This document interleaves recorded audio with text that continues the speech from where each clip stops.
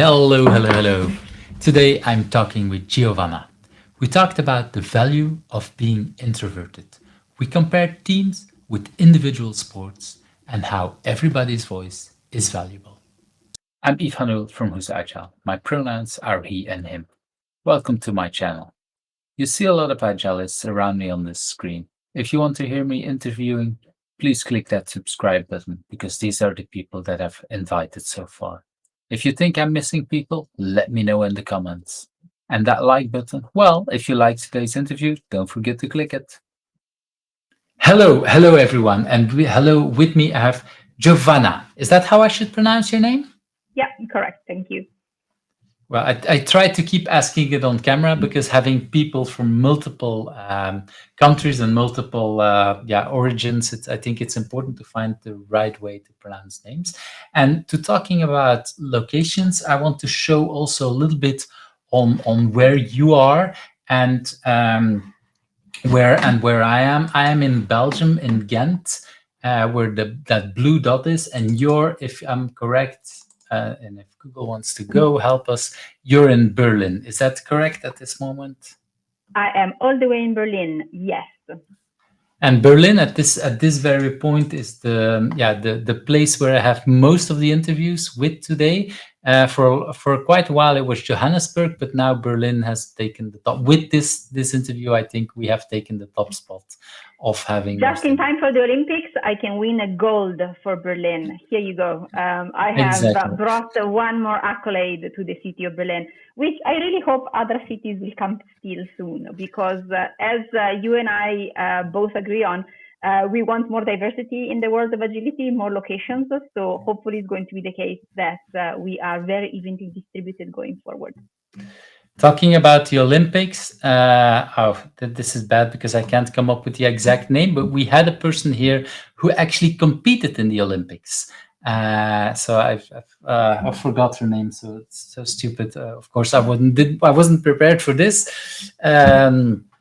I will definitely come up with the name and mention her in the show notes. But yeah, so Olympics is also, we even have an Olympic athlete in here. Much applause. That's not something I can say for myself. I have never competed in the Olympics, and unfortunately, I highly doubt I ever will. So, but the glory, also gets shared. So, much applause to anyone in the agilist circle who has that as an arrow to their bow. So congratulations to whoever it was. Exactly. Well, you say as a little bit as a kind of introduction, you will never compete in the Olympics. For the few people that don't know you, could you, before we jump into the questions, also talk a little bit about yourself? Who are you? What should people know about you? Absolutely. So I think that it's clear that I am here because I've got something to do with agility. And indeed, I am a professional agile coach in the industry. But I am here today under a very different hat and an unusual angle, if you want, as I am the lead in a university course focusing on teaching master's degree students agile coaching, scrum mastering, and the overall mindset required to serve and lead in a team. In their case, we are talking about a student team in a real life industry led project. And that's most of what you're going to hear from me today. Obviously, the university department I am part of has got several courses. One of them is the one I lead that is very much focused on shaping the agile coaches and scrum master of tomorrow. And we are attached to a much larger course that is really focused on agile methods and open source. And as part of that agile method, the students of this larger course are distributed in student teams that work to the specification provided to us by a company that want to either experiment with a new technology, test something out, or create something that they want to integrate in their stack that they may not have familiarity with. And it is very exciting to try to go as close to the real world of the industry as we can within academia, and using that as a teaching opportunity, which takes us in the direction of explaining basic and not so basic knowledge about agile frameworks, as well as going more in depth about the role of the scrum master and agile coach. So my hat here is quite different, I guess, because there are very few courses like this worldwide yet, because I think that more are to come. I currently teach at master's degree level, but I know that there are undergraduate courses that touch base quite a bit on agile methodologies already. So yeah, and that I find quite exciting, and you hear more from me in this regards, I guess. Yes, and this is for me one of the reasons why I'm really excited with. This is also one of the interviews that we had a lot of back and forth emailing and about some of the things that we'll talk about. And every time I was more amazed about some of the things that I hope we can talk about. So this is one of the interviews I was really looking forward. So yeah, and of course it's always interesting, but some are a little more interesting than others. Well, we'll see at the end, of course, of the end of the evening. Um, so yeah, I do but what I thank. can to keep everybody's interest high. Let's try that. And I said evening, and I realized that we haven't said already what's the time, because that's one of the other things I typically ask people when we talk about where people are. In Belgium right now, it's just a couple of minutes, 1 minute after 8 in the evening. What's the time on your side? Exactly the same. So we are in the same time zone. No great cause for excitement, unfortunately.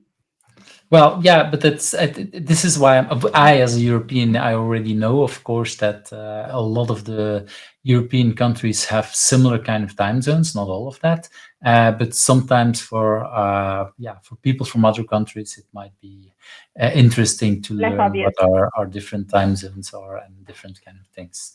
So yeah, that's why I thought it's also important to bring that up here. Well, now that we know a lot more about you, let's jump into that very first question. What is something that people usually don't know about you, but has influenced you in who you are? The thing that I feel like sharing here is that probably that thing for me is that social and collaborative skills required to work in a team, the social environment, for example, of software development, have been learned only starting in early adulthood rather than when I was a child. I think that when I was Mm, a child, I was quite clueless. And today, if you want, I overcompensate for that lack of experience, being a bit more observational and perhaps obsessive about these aspects. So I think that I think about and how to collaborate, how to properly communicate with people a lot more than normal, exactly because it's not an innate skill. mm. Um, yeah, that probably would be it. Lots of people are quite surprised to hear because I guess that I do a decent enough job now as an adult. But I think that if you have caught me when I was a child, that would have not been the case. So there you go.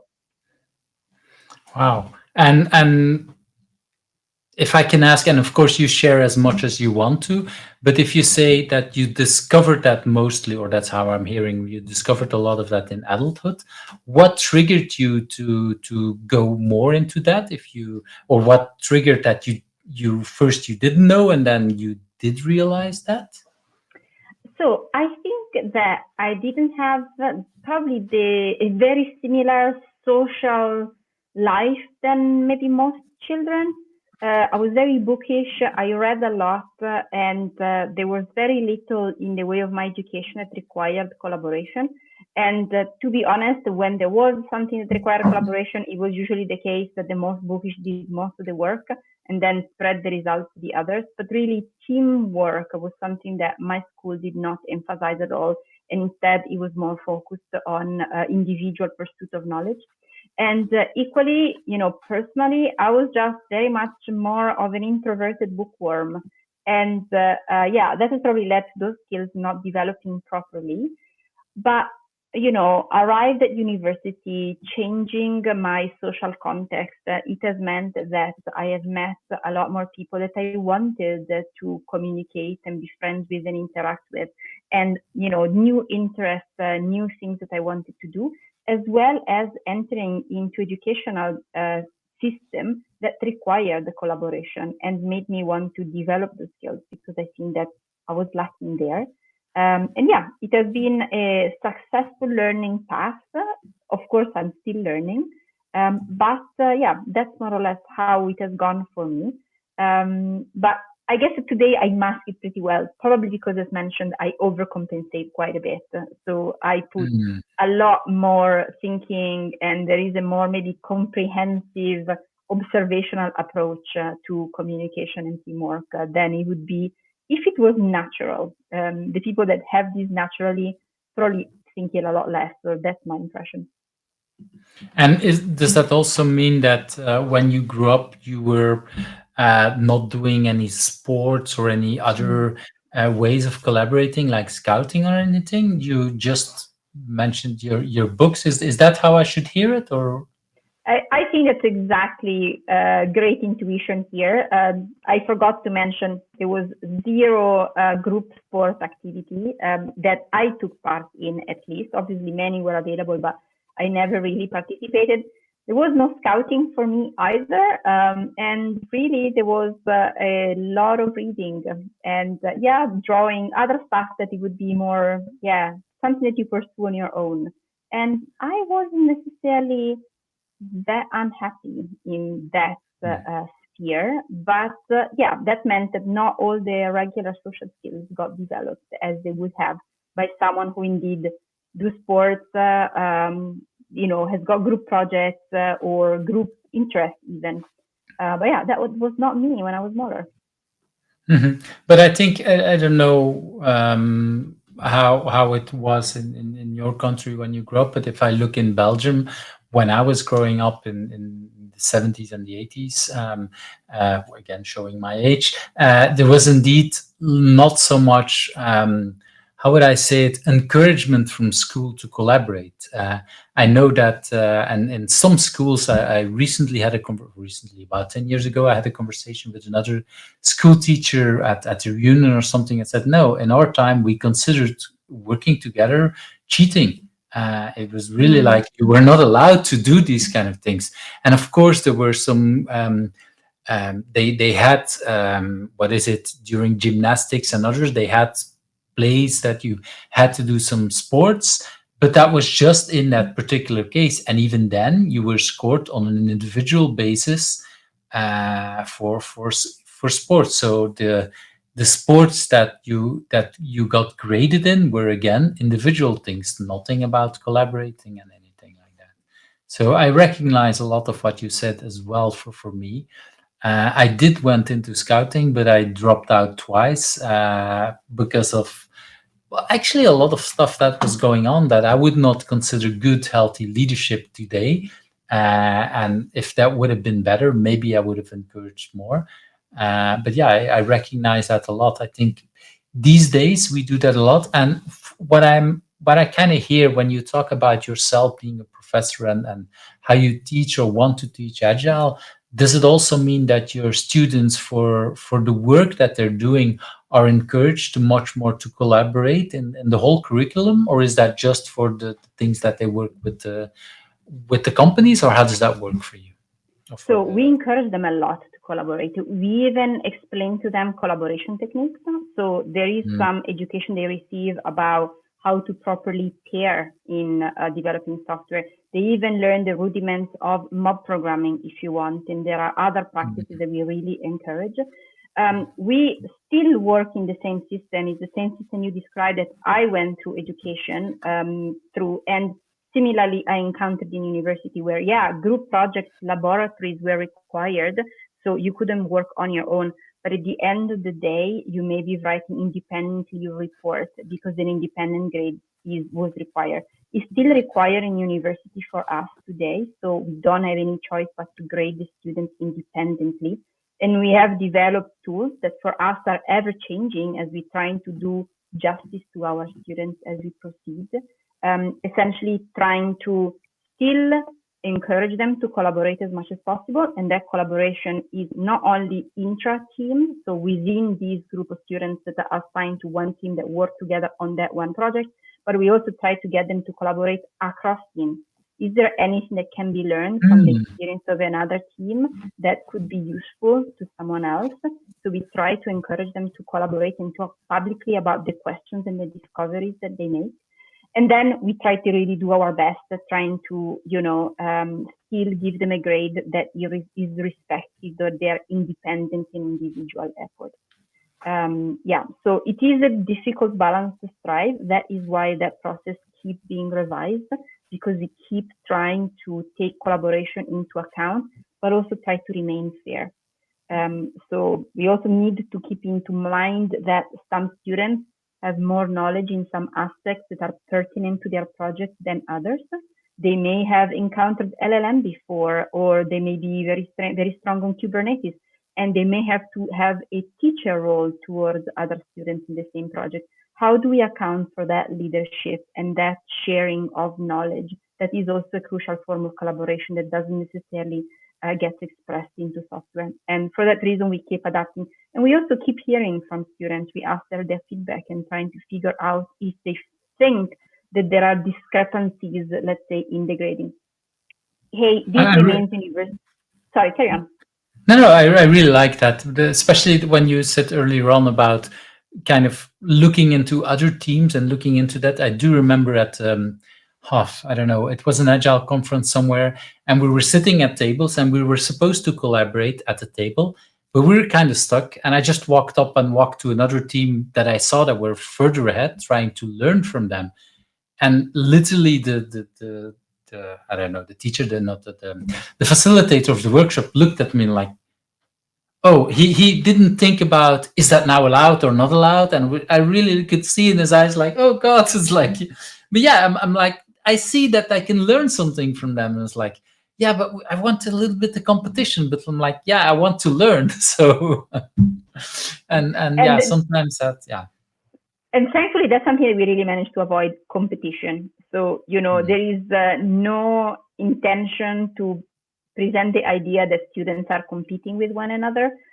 We are really trying to stress the fact that only good things can come from mutual learning and collaboration. And that avoids, obviously, some of the more negative sides of looking over other people's shoulders. Of course, this is university. These are young people going through stressful education. The system isn't perfect, but this is the message that we really try to spread. And to return to the Olympics we spoke about, and perhaps to conclude on this topic, you can't tell on camera, but I am not short. Therefore, I was drafted into the volleyball team in my school for my class, and I'm absolutely terrible at it. And this probably further made me stay away from collaborative work when I was young, because I really didn't enjoy it. It was just due to the fact that my height was there. But that's not something that our students need to. Hey, I also want to say this because it just popped into my head. Not everybody, not all the students, also not everybody at work is that happy to collaborate and it finds themselves comfortable in that sphere. I think that my type of experience is well suited to fish out this attitude and perhaps allow those people or challenge those people in their attitude and encourage them to move towards the collaborative approach, or alternatively invite them to find a position within the project or the company if possible. Often it isn't, where less collaboration is required of them. But I understand well the emotional and cognitive load of people who find collaboration stressful. So from that point of view, it's something that I think I overcompensate for, but also puts me in a good position to perhaps understand others who are not so strong the same way that I really wasn't strong in this area in the past. I really like that you stress it in that sense that, okay, we not everybody might like the collaboration, just like you might not like the being chosen for the volleyball, because I think that's, and at the same time, I think if they would have worked on that in a certain way when you were younger, maybe you would have appreciated it in a way what you could learn from it. Next to the Olympics, next to the volleyball and everything. So yeah, that is something I think is important. So yeah, But I think that that stays important. But I said Olympic because right now the Of name course. came back. It was Sandy Mamoli that competed in the Olympics, and I would need to look it up, but I think it was triggered because you said volleyball, and I think it was also in volleyball that she was competing in the Olympics. So we're going full Andy, circle anyway. big applause to you. And I wish that I could say that I was any good at volleyball if that was indeed your sport, but I really am not. But there you go. We can be colleagues in other ways. Exactly, and I think in many ways we can learn from different kind of things, and also accept that not everybody has to be good at everything. Mhm. Yeah, I've seen also in teamwork that sometimes the least best developer might be the most important developer for a team, because that might be the glue between people, might be asking questions and other kind of things, and that might also be important. And I really like the fact that, well, in a way, that because you were not interested or didn't have anything, now you see so much value, and you, in that way, I have the feeling you have a lot of empathy for people who were in your position that never Mhm. learned that, and never, and so you try to teach them some of the values. And I also have the feeling you don't want to force them into things like, okay, you still need to learn something, because of course you're at university where you don't have to like every course that is there, but at the same time you can it sounds like you bring it with empathy for the people, that they understand, like, okay, it's not just forced on me. It's a way that you as a professor have respect for these people, which I really like. It's a very interesting topic if you want, because at times I will admit I'm human as well, that I also find it frustrating. We try to stress students that their voice is valuable to their teams as well as to us on the Hmm. educator side. So we want to hear what their opinions are, but not all students are forthcoming. And some, because of their previous education or perhaps their personality, for example, will maybe contribute code weekly, and that code will be absolutely acceptable, but they will be completely silent during the Scrum ceremonies that they go through. And while I find it somewhat frustrating, I'm also motivated to go in and try to repeat the message. There is value in their words. And also, I'm able to gently accost them and say, what is it you're not comfortable with here? Why don't we hear your opinion? And is there anything we could change to make that opinion easier to come out? So I'm not saying that I'm successful all the time, but as you say, I don't think that forcing people out of that position of being introverted is really valuable. I think it would come to them as a shock to the system and something that they would consider aggressive. Uh, and there are ways and methods to go very slow and being able to try to shift them slightly, bit by bit, from the position, accepting also that they're probably never going to be the most vocal person in the room, but that perhaps we can learn a bit more of what they're thinking, because that thinking may be valuable to the team.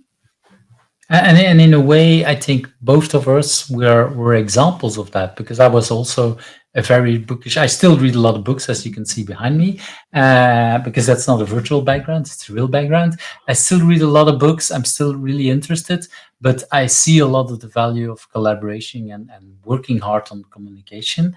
I was probably the most introverted person in my school, even at evening events. I would still take a book with me. I remember going to youth club.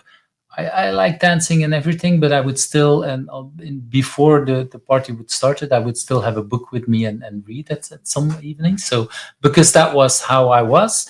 And at some point, I recognized, hey, collaboration and working together with people brings me joy and brings me a lot of other stuff. So I think it's, and especially at that young age, we it's like you say, it's that difficult balance finding between encouraging them, getting them a little bit out of that comfort zone, enough to be curious about, and not too much so that they are not completely shutting down, and finding that balance.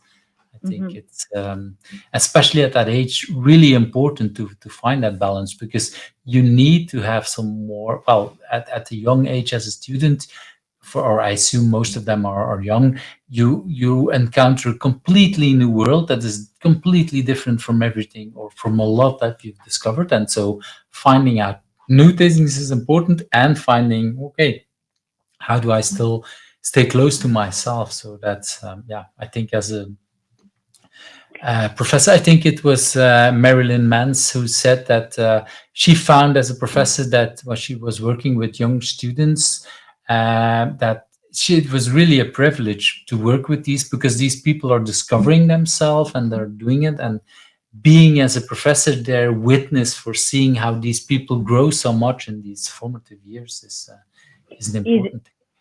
is absolutely golden. It's for me a great opportunity. I love this work exactly because it teaches you almost as much as you teach them in terms of both what works educationally and pedagogically, but as well as what works for people. And the other thing that for me is really quite important is that university is often billed as something problematic because, especially in the sciences, feels very old school, so different from real life. And while that is true for a lot of university faculties today, it doesn't mean that there is no drive to move forward. And I think that here, in my case, we really have moved forward.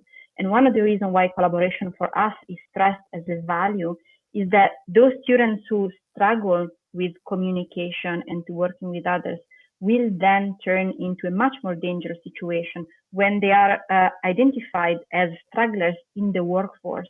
In university, the stakes are still relatively low. We are talking about grades. But when we are talking about passing probation or not passing probation, when you are at work, obviously that can have much more impactful life consequences. The students, it may not appear so because at the moment, of course, grades are the most important thing in their universe.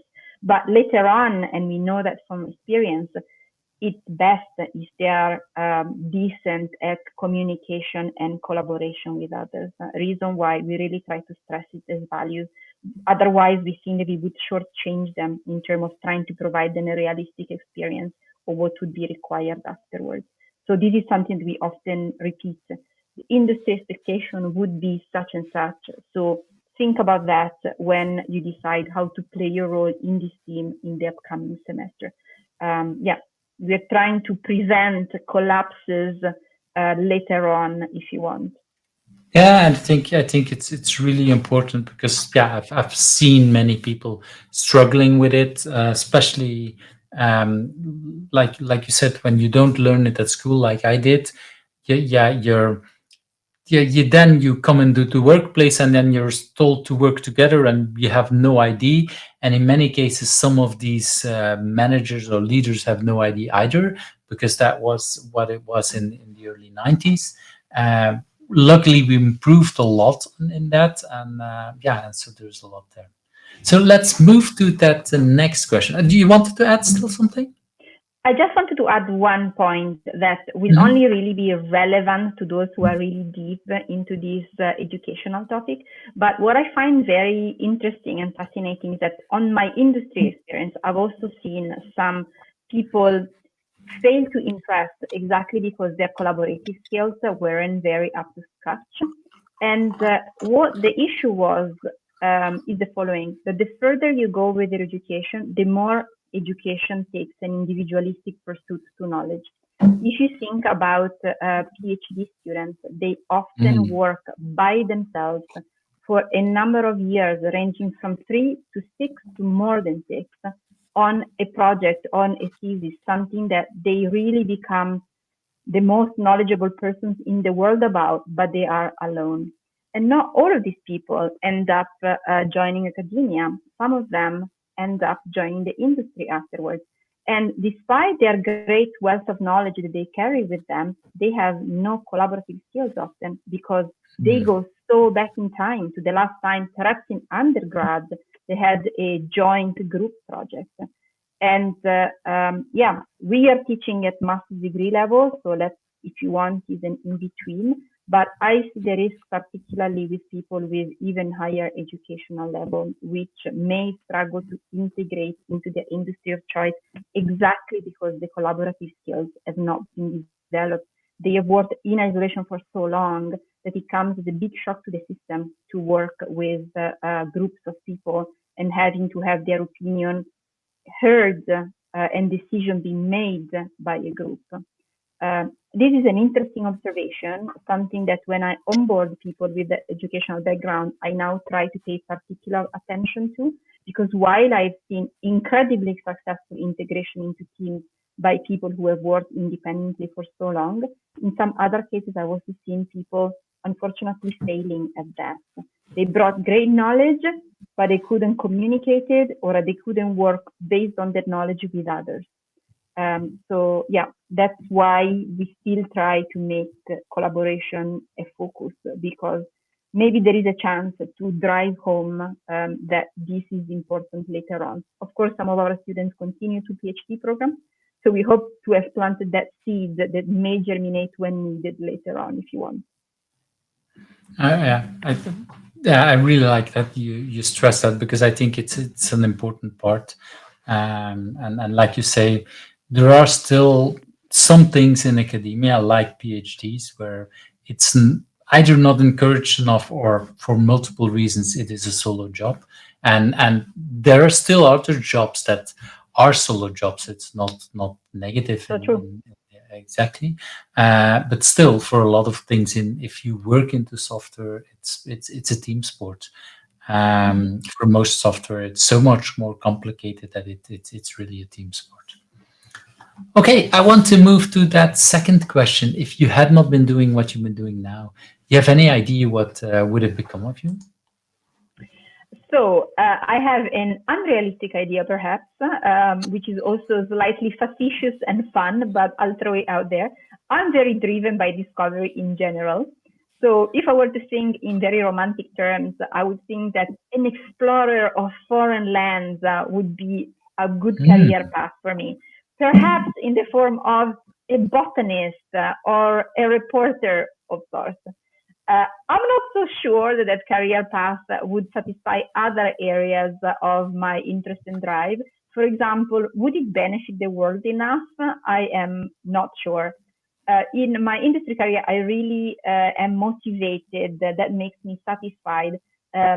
The removal of impediments and supporting teams and individuals. So I'm not really sure if a foreign land explorer would be social enough for me. But there is always volunteering on the side I could do, right?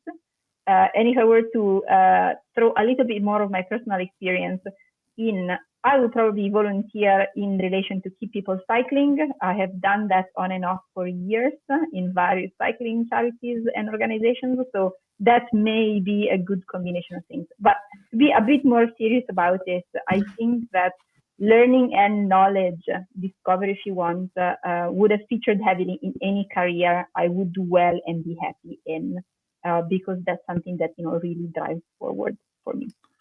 And you talked about briefly about the cycling. Mhm. Uh, do I remember correctly? I think I saw it on your LinkedIn profile, the profile that you were at some point also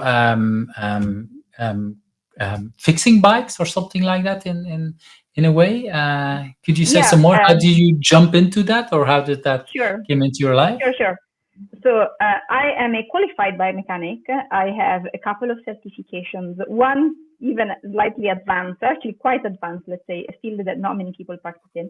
And it comes from this very strange life experience, if you want. My dad, bless him, who's a very committed cyclist, tried to teach me, but I was too much of a morose child to want to learn. So I deferred and deferred and deferred and deferred to the same early adulthood that we were talking about later on, when a couple of friends put me on a bike on an Easter Sunday and told me, "You're learning to ride today." And while terrifying, this also worked. And as many pursuits that you perhaps start in the wrong time of your life, I became very obsessed by it. So if I were ever, it would never happen, but if I were ever to participate in any kind of sporting event, probably would be a cycling event. And I started, I got my first bike and I wanted to learn more about how that works. So started attending a mechanic workshop. And 1 year turns into two, turns into three, turns into the opportunity to apply for funding to get me and a couple of other girls trained up. We were successful with the funding application, so we were able to train. And then turns into 4 years, 5 years, and then another opportunity to apply for funding comes up, and we apply again. And I get a much more advanced qualification in a very specific area of bike mechanics. And yeah, it has remained definitely a passion. I hope that this is still safe for work if I can.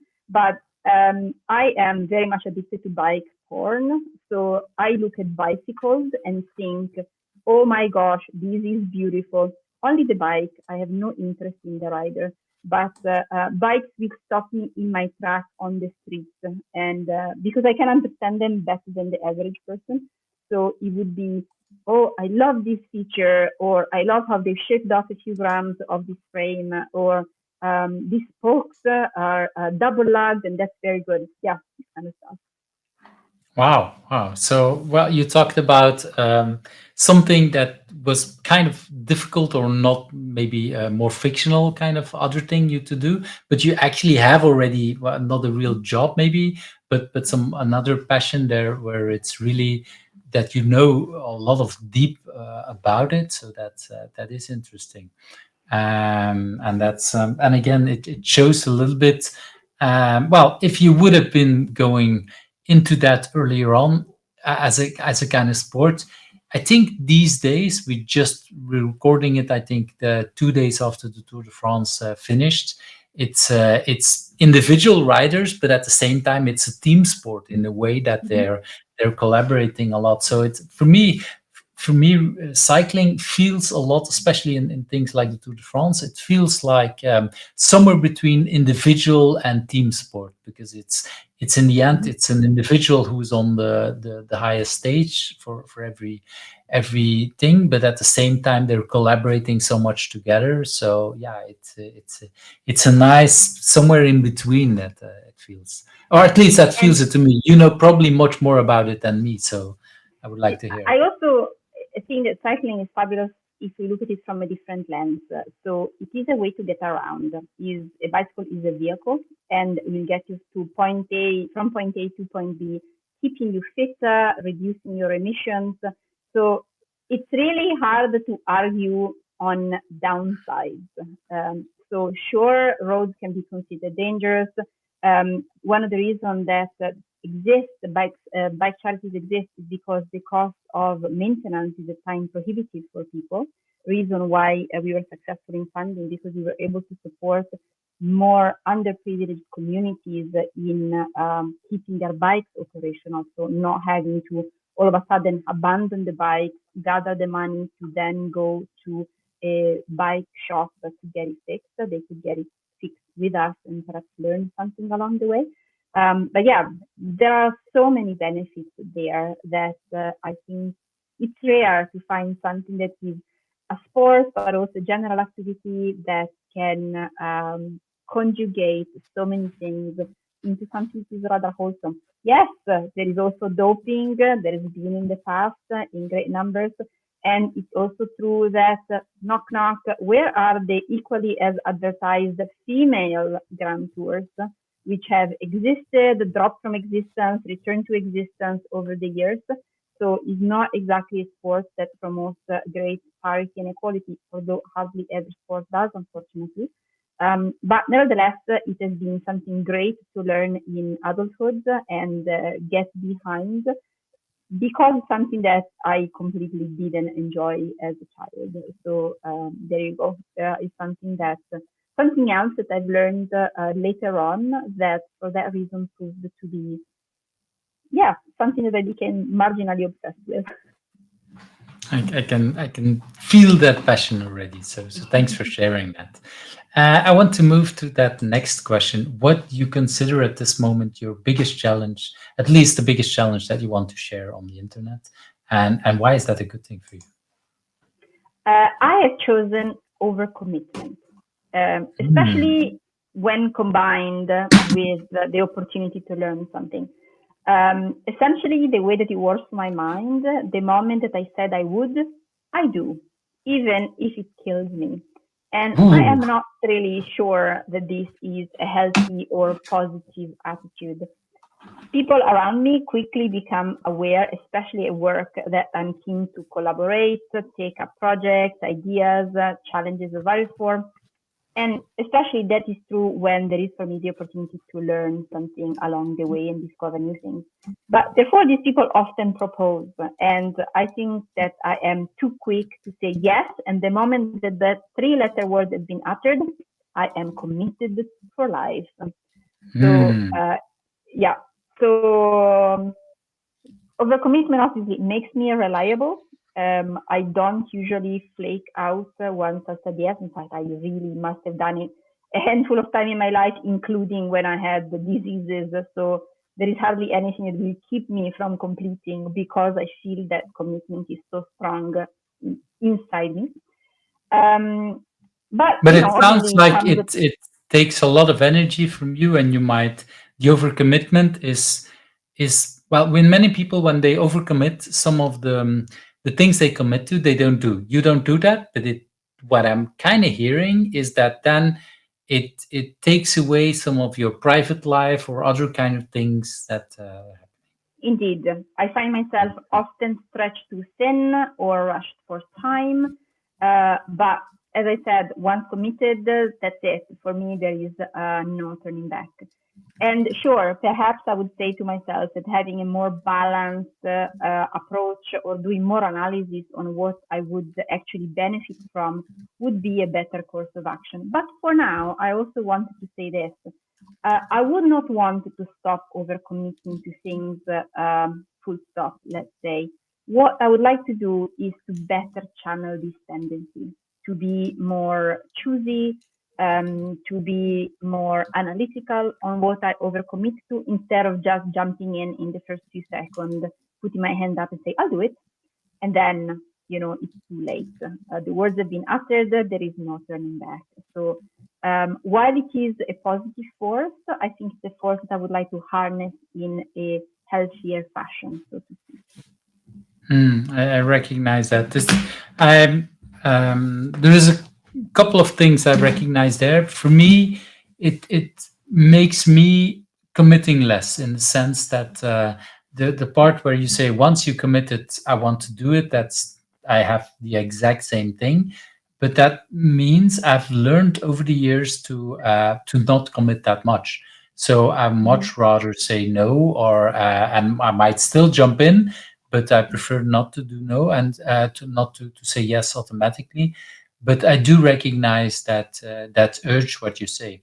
I've actually discovered something else in myself is that when people ask me something, I might say no.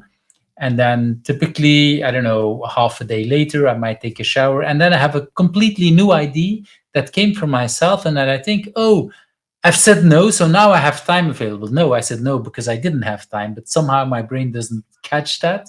And then I invent something new that I want to do with other people. And so I still end up doing much more. I don't know if that's something you recognize, or is it only for things that people ask you to do, or how does that work in your brain? Ah, I find this a very interesting question because I would say that um, my overcommitment is definitely very recognizable when someone else proposes something, asks me to collaborate, asks me to provide something. So that overcommitment is very clear. It's also true that in my mind, there are also lots of ideas being generated, which I absolutely all want to do, but I am more capable of creating a backlog for those because honestly, it would Hmm. not be humanly possible to So there is throw less a them. deadline for these things. That's what I'm hearing. There Or is yeah. that level deadline for me, yes. So I think that the mental deadline is less present because I only owe that to myself. I don't think this is to be a positive attitude, to be honest. I think that we owe more to ourselves in general than we owe to others, or we should be putting ourselves first. I struggle with this quite a bit. So I Mhm. tend to let that commitment to someone else being a driving force and the commitment to myself taking a backseat. I wish there was more balance here, or maybe the opposite situation to be true. Whereas, yeah, this is instead being played by my mind in a different way. Okay. And so the second part of that question was, why is that a good thing for you? Is there things about that you notice that when you overcommit, what's so good about that? So I think that I thrive in being reliable. I think that that works for me. It doesn't create any situation psychologically that I would find uncomfortable. I think that not being reliable will be uncomfortable for me. So the fact that once commitment is there, I know that I can reliably get to the end is a positive thing. And the other side that I think is also positive is that I'm exposed to a lot. So I am more prone to overcommit if there is opportunity to learn something, to discover something new. And that means that obviously I expose myself to more than I potentially would if I didn't commit at all, or if I was someone that is more prone to say no to protect themselves more. So from that point of view, I definitely realize that there are positive sides. I am also someone that believes that agilists in general should be driven by proactivity. I think that there are many agilists who prefer instead a back of the room approach, whereas in my opinion, a proactive approach is by far more beneficial to individuals and teams. And I think that that overcommitment fits in this narrative, fits in the narrative of there is, potential to do more, potential to benefit others, the potential to answer questions and discover. Therefore, I want to do it rather than I do not want to do it, if you see what I mean. Yeah, I recognize that, and by now like we discussed, my camera went off because it's been really Yeah. hot in my office. So I'm trying to put it out, but thanks you for keep talking.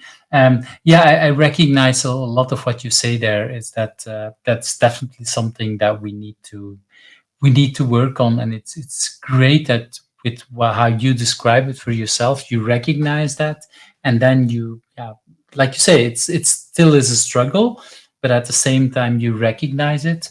Again, as a professor, if you can bring these a lot of these challenges also to your students and explain it to them, like, hey, this is something that exists.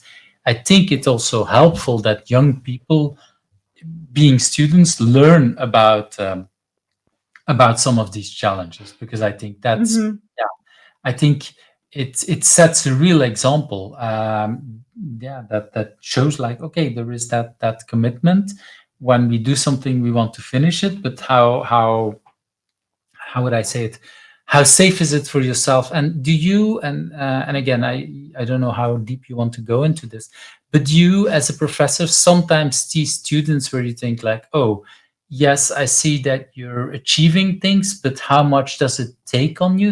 Is that something you recognize Mm-hmm. with your students and discuss with them? How does that work with you? So I'll give you a couple of examples that are very different but come from the same academic milieu, so to speak.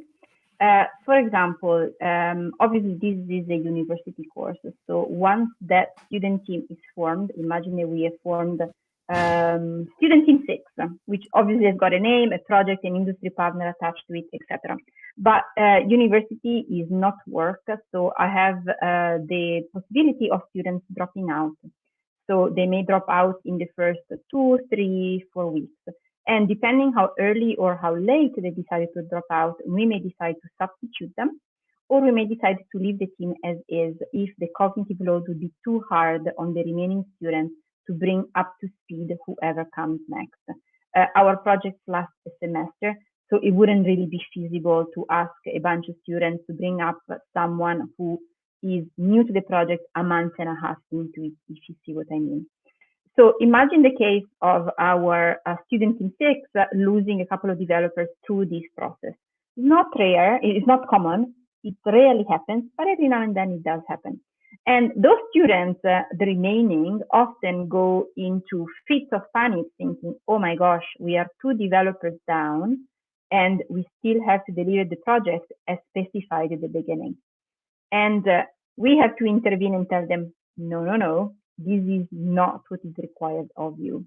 What we require of you is to do your best, but we do not expect to see the project continuing at the same pace and with the same deliverables if the team was intact, because this would be making it very hard for you. You don't have ways of accounting it. So by all means, no, you do the same amount of work, and we get to where we get. At the end of the day, this is meant to be an educational experience. We will take it on the faculty side to explain to the industry partner if there are shortcomings on the project being delivered, and that will be fine. So we try to specify this to them very clearly. And for the most part, I can't hear you anymore. I've muted. Now you can hear me Now again, I can right? hear you, yes. Yeah. Okay. Sorry. Because there was some noise in the background here, I muted myself.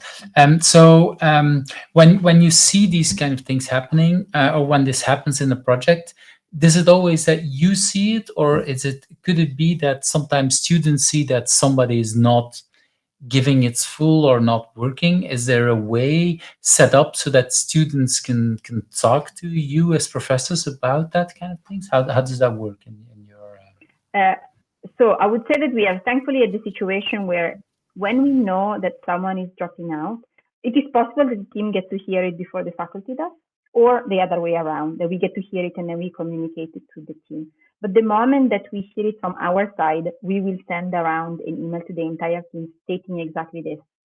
I'm sorry, you lost a couple of team members. We are not replacing them because it will be too hard for you to bring them up to scratch to all the progress that you've had in the project so far. But please listen to this piece of important information. You are not required to make up for the missed deliverables from these lost developers. So this comes before they even get to ask. But alternatively, I definitely heard from students, even in the recent past, who came to say, I am terribly busy. I'm struggling with everything that I have got on my plate. How to deal with the deliverables for your course. We have had students who have come forward expressing, for example, performance anxiety and saying that they were really struggling to do a short course presentation based on the workshop they delivered to their team because that was a mental block for them. So at least me in particular, I'm very open to hear from students and to have dialogue with those students who feel overloaded, confused. They feel that perhaps the work is not spread evenly. Perhaps they are complaining that some others are not pulling the same amount of weight as they are, for example. And we try to mitigate the situations best we can. Obviously, I am not a trained psychologist. Neither the university provide me with many tools to do this in a super professional mediator sense. But, we try our best. And from the point of view of education, I think that this has worked out reasonably well in the past. So I do a class retro with my students every time I see them, so once a week. And I hear from them a lot how they have got too much stuff that they've committed to, or it's exam season. So many other of the courses they've chosen to do that semester will put them under intense pressure. And while there is not that much opportunity for me to pause my own course to let these other things happen, at least I'm happy to be aware. And if they are struggling for whichever other reasons, I do one-to-ones with them on a fairly regular basis. Anybody who wants it, pretty much, can have my time. So we can discuss their challenges. And there are so many, those challenges have such a broad range for what I heard in the last several years. So yeah, very happy to hear from them. Thanks for bringing that nuance and everything there. I was asking also a little bit out of personal interest because my son is at university also that had a collaboration. It was basically a small development project. Was nothing with the industry, so it came from the university. It's always a project with two people, and basically the other person didn't do anything. And it was really hard for him to discuss and to say, like, okay, should I bring it now? And okay, I've discussed it with that person. He says he's going to pull some weight, and then basically nothing happens. The week it was, I think, only a 6 week project, so not that long as what you're Mm-hmm. doing. um, but after a couple of weeks it became very clear, like the only thing that he want that one person did is they agreed this is what you will do, and he only did it after a couple of weeks and just the beginning of something. It didn't even compile, committed it, and then said, "Oh, I don't understand." My son gave him some tips on how to do it, and nothing happens again for another week. And he was like, "What should I do?" Well, yeah, and you're already in, I think, week 4 of 6 weeks. Like, you have to tell your professor. There's no other way around it because you're still Mm-hmm. graded on the whole thing. And of course, they had to bring in. They had to publish something. What is it? A small report every week, either of them individually. So I think for the professors it was already clear, but for me it was like, oh, so you learn something that will happen in real life. You will have at some point colleagues that won't pull weight, and you don't want to be too negative about your colleagues, but at some point, especially here, if your course depends on it, you have at some point to bring it up. And so in the end he did, and they gave him another a part of the assignment. Unfortunately for him, he could drop some of the things that they had agreed with the two of them that he would already do. So he had already done a big part that was not needed, so Mm-hmm. he had to do basically the work of the other. But still, I think it was an important lesson for him to learn, like, okay, I shouldn't wait too long to reach out to this professor and say something. And I think it's sometimes hard because you want to collaborate. You see that this person says, "I think I can do it." Okay, we're going ahead another week, and before you know it, yeah, I think it's hard. So I really like the way you explain it when you have one-on-ones with everybody, especially for a very long project. I think it's important that you can see the real thing, like in real life. Well, you will also have one-on-ones with as a team lead or as a manager. So yeah. This Um, is a real life situation, isn't it? You know, in the industry, for whichever circumstance that exists, there is often someone who, for health reasons, private reasons, personal reasons, whatever, falls behind and starts or completely stops delivering. So, you know, if you want the positive things, I think when students encounter these obstacles, I try to remind them all the time, you know what you encounter here is not going to be different from what you encounter later on in the world at work. exactly. So while it may be painful and stressful, you can experiment with that situation here when the stakes are lower. And while I remind them that the stakes are lower, I also have to keep reminding them, we have to keep reminding them, it's a group department exercise, not only me, that we grade them individually and we more or less ask commits either to be co-authored or independently signed. And based on that, we can have better an idea of what people deliver. And while this is not the only metric that we keep and have to grade people, we try to get into a situation where people understand that what is expected of them in this university course is to deliver regularly and not just every now and then. But on the other hand, that reassurance and that explanation puts people in a position of saying, well, if that person doesn't do that, my grade should still be kept intact because we've got methods, because the grading is individuals and the faculty should have methods, and we try to have the best method possible to make sure that that indeed happens. But it is stressful, there is no doubt. And when I have approached, once I had one team, an entire team that essentially didn't deliver, and I did not understand what was going on. And I spoke with the entire team, and I was trying to put it to them that, you know, uh, this wouldn't fly in a real life environment, and also that their grades were in jeopardy. So, my invite to them was to analyze what was going wrong, express to us what was going wrong so that they could correct course. That did not work that single time, but at least in terms of pacifying some souls, there is no opportunity for me or for the faculty in general to save every single student. Some people It's not do possible not. either. Exactly. That's the same at work, right? It's not the possibility to bring everybody on the most splendid course away from notes of demerit or disciplinary action. That's just not realistic.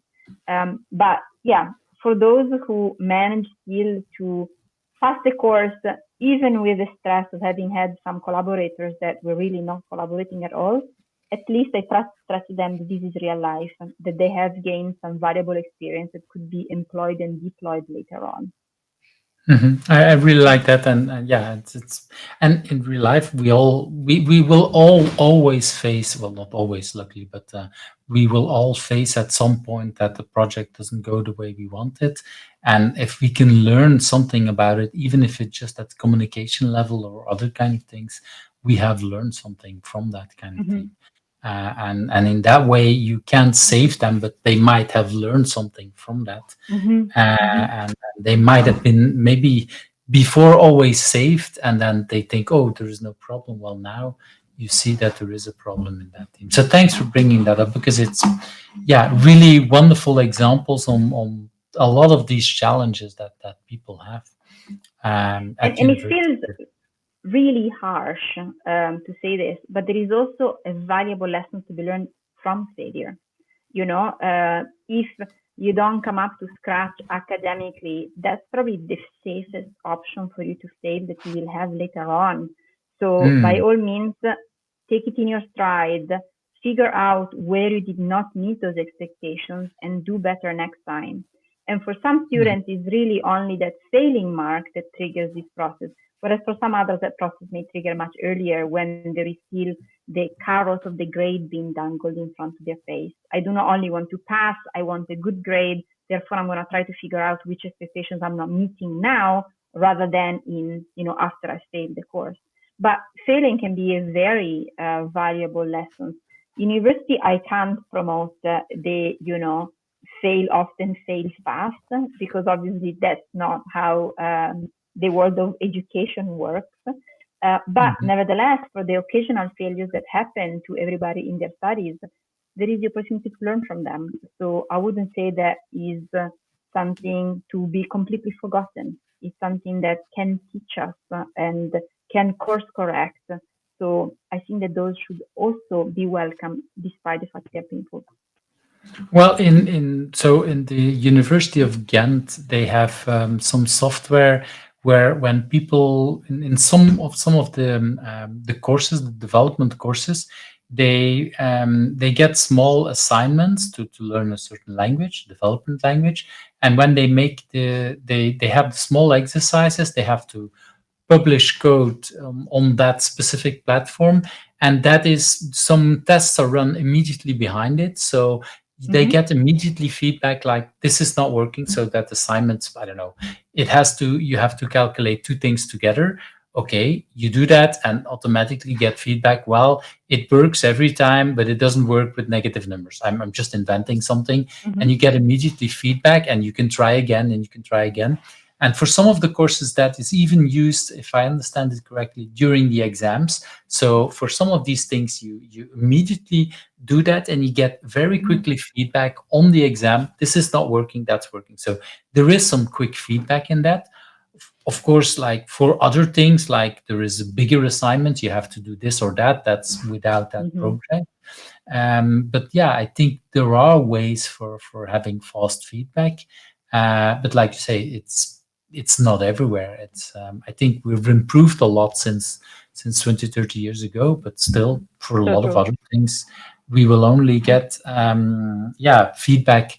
You do an exam and you can learn something from the feedback from your professors if you're interested in looking it up, because I know not everybody is interested in looking at the exams and the Mm-hmm. feedback, but I think there is value in there as well.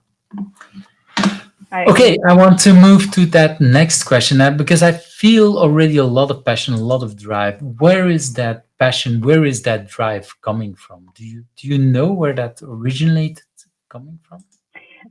So I think that the main driving force for me is discovery. So Mm, I am pathologically curious. I think it's some sort of, misalignment of the cogs in my head, but I am really pathologically curious and need to look up stuff all the time. So dig, explore, find out is stuff that I do very much on the regular. This is true in the world of work as well as in my personal life. And yeah, essentially, tell me there is something I do not yet know, and I will want to discover it often, regardless of the risks involved. So I think that this is a big driving force for me. And it stretches to trying to figure out more about my students, what interests them, why are they there, as well as my team, as well as the world when I have the leisure time to travel and discover what it looks like. So yeah, I think that this would be my main driving force. If I were to mention something, I would mention discovery. And well, I link it back to earlier answers that you gave. I think that's it feels very much in line with these kind of things. So thank you for that one. Let's move to that next question. What do you consider your biggest achievement so far? And basically, what I've noticed when I ask this question, this is your moment to brag, to be really proud. Is it easy for you as a person for you, Giovanni, to actually be proud? Is that easy for you? I wouldn't say that it's necessarily easy. There are things that have happened that I have done that make me proud, but I don't think I pursued those things with the intention of being proud about them, if you see what I mean. Mm. I was, perhaps interested in something and I accumulated a lot of knowledge about it because I was interested. And now I am happy of the knowledge that I've got and the fact that, I perhaps can share it. But I don't think that pride features very highly in my hierarchy of needs, so to speak. But if I were to answer your question regarding what is my biggest achievement so far, sure, I could speak of successful company transformation, project launched to large customer bases. But really, the thing that makes it maybe a biggest achievement for me so far has really been the contribution that I've been able to provide to shape the first generation of what I call the agile natives. So those young people who exit education and enter the workplace with an already formed experience as well as expectations of a place or a company declaring to be agile. I think it is fantastic that this knowledge, which is considered so paramount at an industry level, and up until really not that long ago, up until even today, if you want, is mostly imparted within the walls of a company. So someone joins new and of course have no idea how to work collaboratively in an agile environment. So you need to educate them on the agile mindset, what is Scrum, what is Kanban, what are story points, which metrics do we keep, how does Jira slash Trello slash whatever else you use works, etc. And I consider it a big success story that this knowledge has, if you want, shifted left and entered academia. It's not entered academia yet, it's at the moment just a slow trickle, but there is the potential for it to be a roaring river.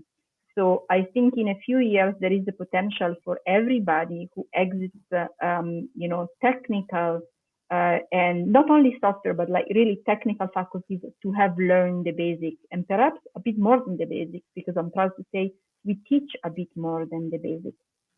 And Hmm. I think that that's great. We teach at master's degree level, but I know that here in Germany, there are universities that teach agile methods at undergraduate level. And there is at least a dedicated agile methods course at undergrad that runs for an entire semester. So I am very happy to see this. I am happy with the contribution I can put in this area. And I'm also very happy to see people that I call them agile natives, the one that will enter the workforce with the knowledge already formed. So obviously that will shift the expectations they have of the workplace, will be a potential directional force for them to choose where to work. Because at interview stages, they may be able to ask, so do you work with Scrum teams? Because I worked with that before. And they may be able to avoid organizations that are a little bit more old school in favor of something that is a bit more modern. And I think that that can also benefit the industry a lot because that knowledge can be imparted in a consistent way. Everybody gets the same across a pretty broad range. Some of our classes are quite big, some are quite small as well, but they all get to experience the same thing. So the understanding is shared and mutual. So from that point of view, I'm proud that this is happening for sure. So, and I'm very I happy to think you see can them. be proud of that. I think this is, yeah, as someone who's been in the industry and in a way in the receiving part of people that coming from schools, I've reached out to a couple of schools in Belgium and I helped out here and there, but that's really ad hoc collaborations, doing pair programming workshops or doing leadership workshops Mm-hmm. here and there. But that's something completely different as what you set up and what you're doing at your university. So I think it's a totally different kind of level and I would say very much needed. Mm-hmm. I always felt like well, I started after my education. I started doing software support for 2 years. So basically picking up the Mm-hmm. phone and helping end users. And I always said in the first couple of years that I've learned more the first 2 3 weeks than the 3 years before that I was studying. And it's not like what I learned in school was invaluable, but it was different kind of value, and that really picking up the phone, understanding users was so valuable that I didn't learn in school at some kind of level because that school was not ready for it. So when we learn a lot more about that, I'm not even talking about collaboration, which is something I've learned so much later. So I'm really glad that a lot more is done on that. So thank you for that. You're very welcome. I'm also thankful to the students who decided to learn this. This is not yet a mandatory course in our case. They decide to take it. And for the Mm, larger course that encompasses the software developer and the product owners, you have to clear this course to come into the dedicated Scrum Master Agile coaching course. So you will be returning a second time in that case. So, but the larger course, we have more applicants that we can take, but like by the hundreds. wow, And this, if you that's want really something that I'm quite sad about, we depend on how many industry partners we can convince to give us the right amount of attention and time for 4 months plus. And good. there are some partners that return very, very reliably. Not the place for me to advertise, but I will say that Siemens has shown great commitment to collaborating with academia in general, and I salute them for it. They're a very reliable returning partner for us. But we essentially depend on how many industry partners we can get to be able to open up as many teams as possible. But there are always a group of people who get turned down, and that's sad because some of them apply semester after semester after semester, Wow. and we get really sad emails when they're saying, "This is my last semester before graduation. If it doesn't happen now, it will never happen." And still, with this plead for admission, we don't have space for everyone. And that's sad. That's something that I'm not proud of at all. But we work with the constraints that we have got, unfortunately. But I apologize to all the students because it's rotten. I'm really not happy about it at all. But that in a way that, yeah, it's when the bottleneck is outside you, it's kind of a lot harder in a way. And but if it also shows the success of your education, if many people are keep applying, it shows that. And if they apply multiple years one after the other, it really shows how important that these students find it. So that I think you can really be proud of that part.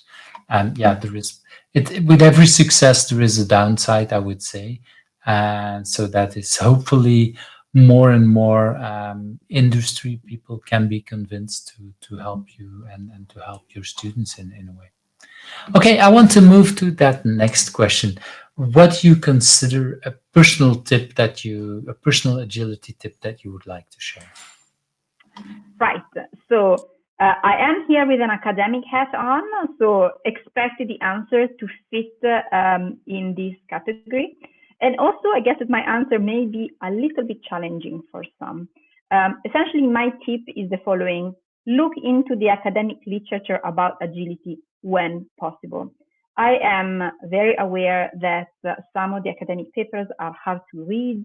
They may feel boring for some people. They are at times hard to access because they sit behind a paywall at times.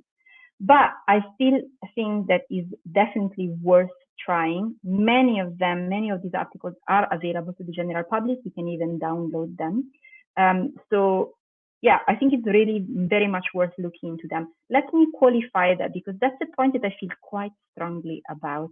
I am generally rather soft, but this is something that I'm feeling a bit strong about, let's say. Uh, in my eyes, agility has developed in a direction of relying quite a lot, perhaps too much, on personal experience. So I think that there are many self-styled agile super experts, agile gurus, and the like.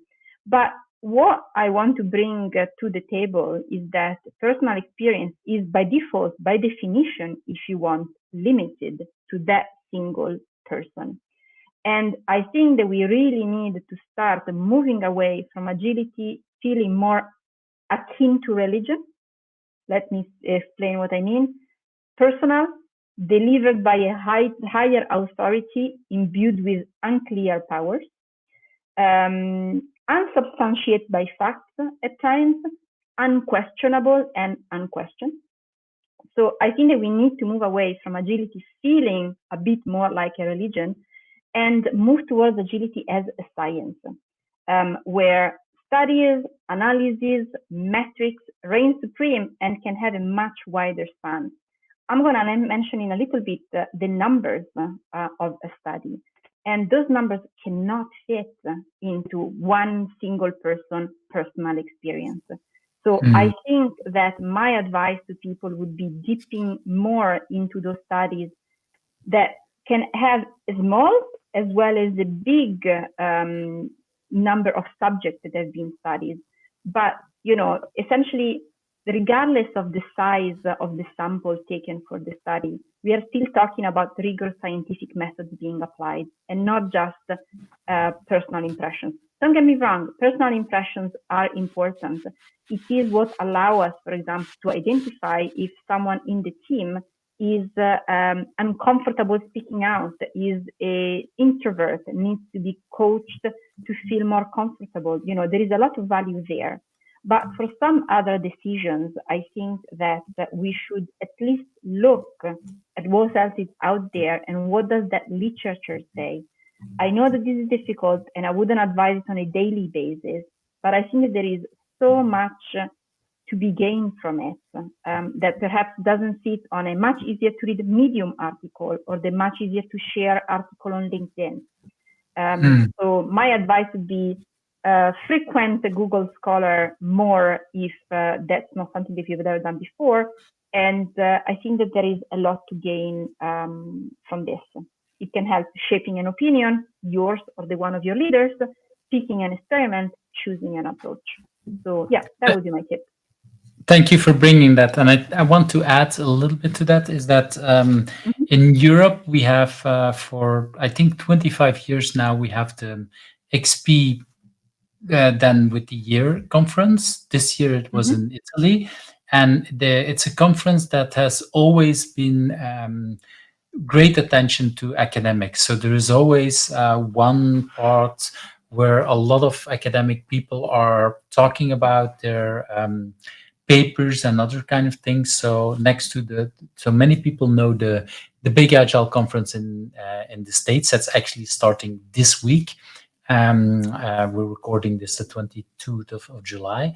But in Europe, there has been a conference going on, like I said, 25 years already, always in a different kind of country.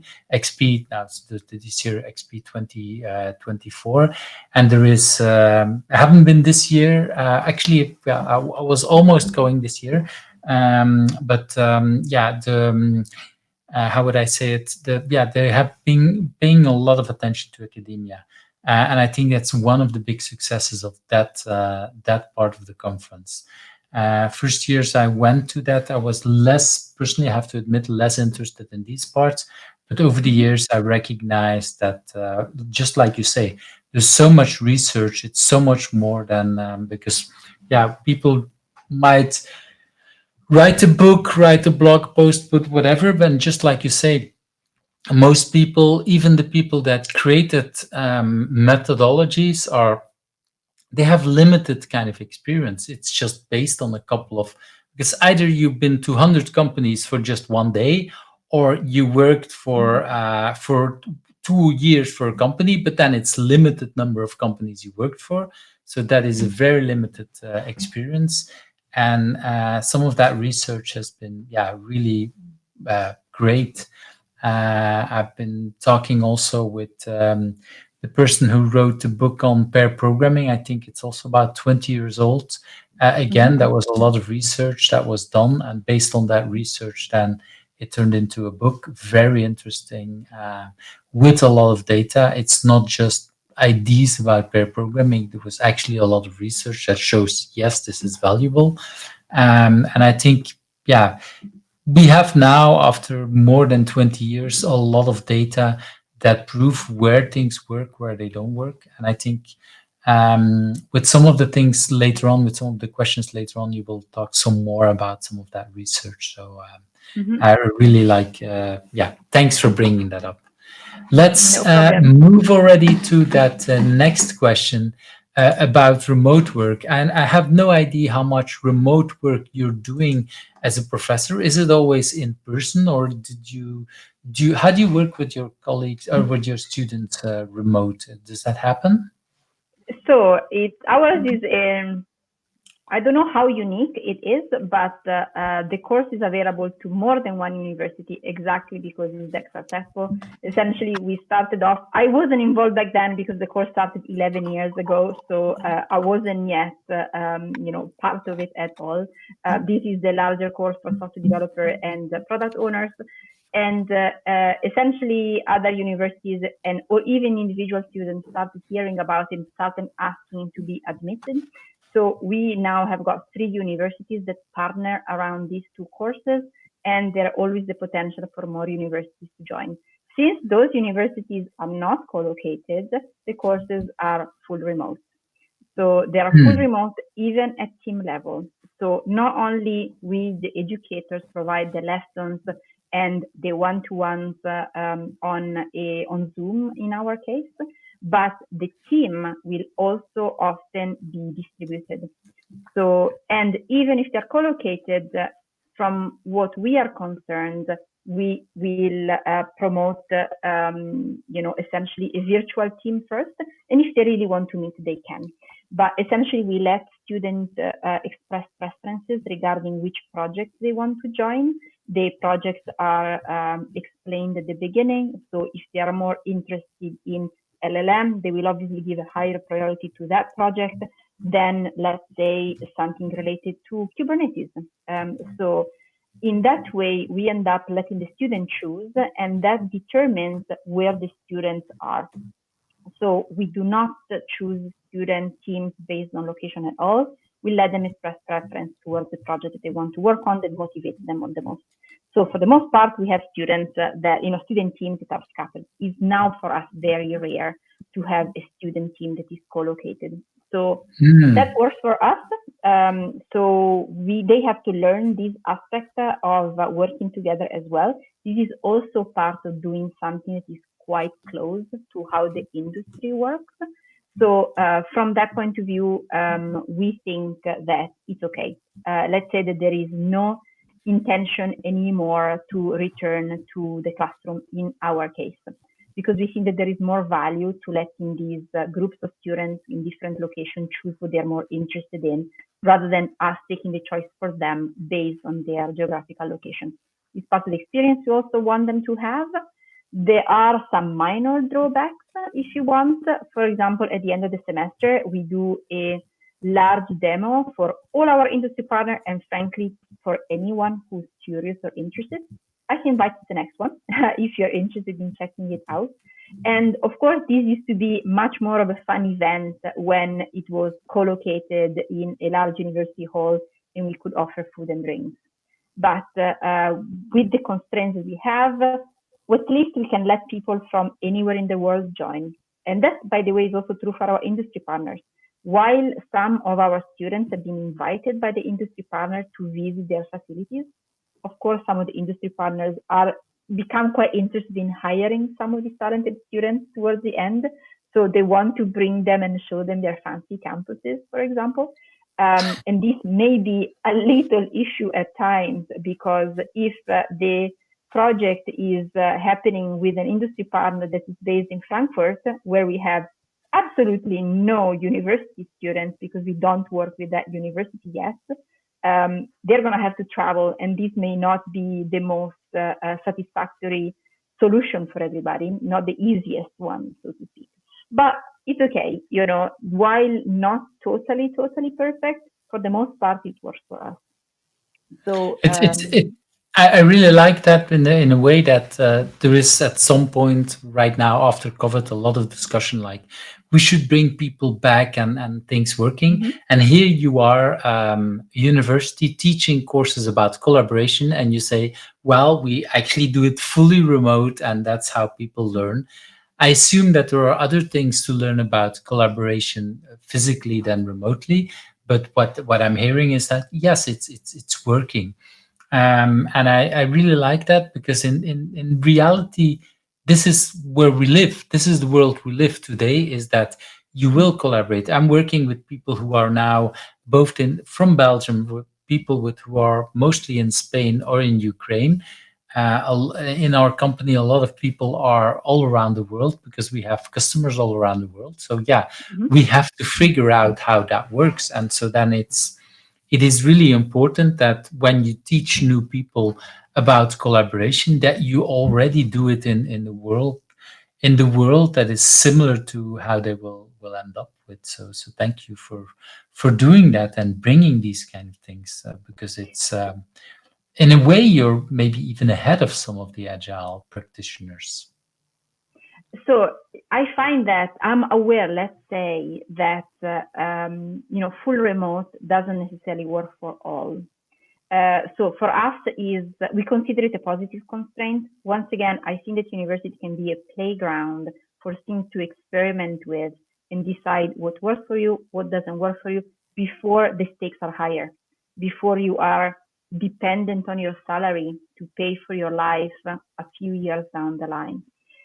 So we get into experiment. For us, the experiment is overall successful, but there will be students who really struggle, like there will be workers that really struggle with a full remote situation. Because let's be honest, for some people it works fabulously because it works well for their private and family life. For others, I have heard that full remote works out more or less as a prison because they're working in a confined environment in their flat where the equipment is subpar and they are forced Mhm. into extreme isolation. And this doesn't necessarily work for everybody. So if I had a magic wand, I would really like to open the eyes of companies to be able to listen more to their varied workforce, hopefully a valuable and valued workforce, and to say, we need to give you more freedom to do what you think works best for you, and we will accept whichever situation you desire to have. Sure, maybe we need better tools to reassure companies that the same level of productivity and collaboration happens in this such mixed situation. But in the years of the global pandemic, I have to say that I didn't notice any particular drop in collaboration or difficulty in communication, neither with my student teams, neither with the teams that I work with professionally. So I think Mm. that there is a big potential for to continue on this quest for remote working. I had students who got stuck in Bulgaria and couldn't really leave the country. He completed the course without a hitch because the course was being delivered remotely, and he was great. And I'm very glad that he managed to stick around without problems. I think that if anything else had come into place, he would have been in a difficult situation that perhaps he hadn't chosen to be in. So I think that we were able to be more fair exactly because we relied on those digital tools that made this full remoteness possible. So So yeah, at university level, I would say that for us it works well. And if students hate it, they also learn that they hate it, and they can maybe learn for a company that doesn't require remote, but happily will put them in an office with a cafeteria and a nice breakfast. So Which is also very important to learn before you join a company that is fully remote, and when you learn that, yeah, it's not for you. So again, you're teaching it, and that's what I'm trying to say. Well, in a way, you're ahead of some of the agile practitioners, because we've been for so long saying we work best collaborative if we're in the same room, and I still think that mhm, is true. But the world has shifted, also the tools have shifted. The tools that were available in 2000 and the tools today are completely different. We would not be able to record this kind of thing um, 30 years ago, 20 years ago. So now we have a lot more of these things, and that helps in these kind of things. mhm. So yeah, and I think you talked also about open source briefly in the beginning. I think the open source community has been doing a lot of remote working and remote collaboration. So there is a lot that the agile community could learn from that.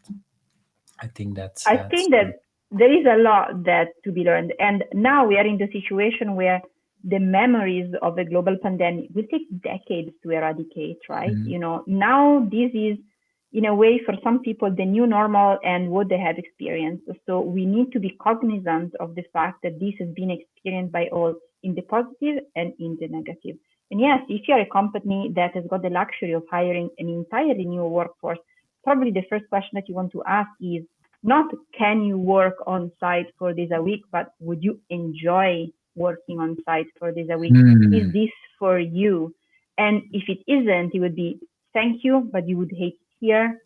Good luck in finding a better position for you. Equally, for someone that is seeking full remote, that probably should be the first question that they're being asked by a company who has got this. And equally for hybrid, since most companies don't have the luxury of hiring an entire workforce from scratch, I would probably advise companies to, rather than invest in bringing people back to office, rather think of what can we do to reassure ourselves that this is working?